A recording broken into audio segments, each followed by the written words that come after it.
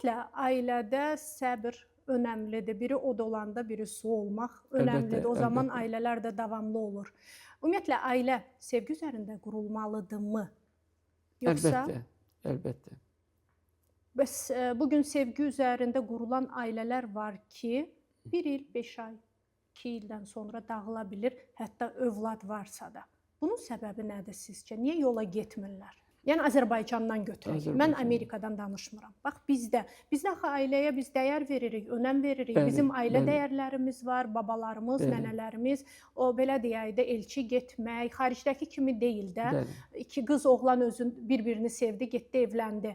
Biz bir əziyyət qoyuruq o ailənin qurulmasında, övladlarımızı evləndirəndə elçi gedirik, əziyyət çəkirik, xonçalar falan filan, Bəli, toy edirik, bəli. dəbdəbəli yerlərdə, məkanlarda və sonra birdən-birə bu əziyyətimiz puça gedir. Bax, nədir bunun səbəbi? Kökündə nə dayanır? Böyüklərimiz böyüklük edə bilmir, yoxsa uşaqlarımız artıq nə istədiklərini bilmirlər? Səbəbi çox ola bilər bunun.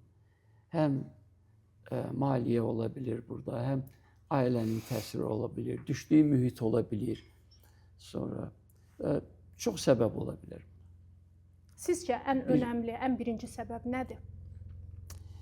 Ailə ki, onun çıxdığı ailə nə cür olmuş. Belə bir ailədə yetişmiş ki, orada ailə dəyərləri yüksəkdir. Orada əlbəttə o ailəni saxlamaq çalışacaq.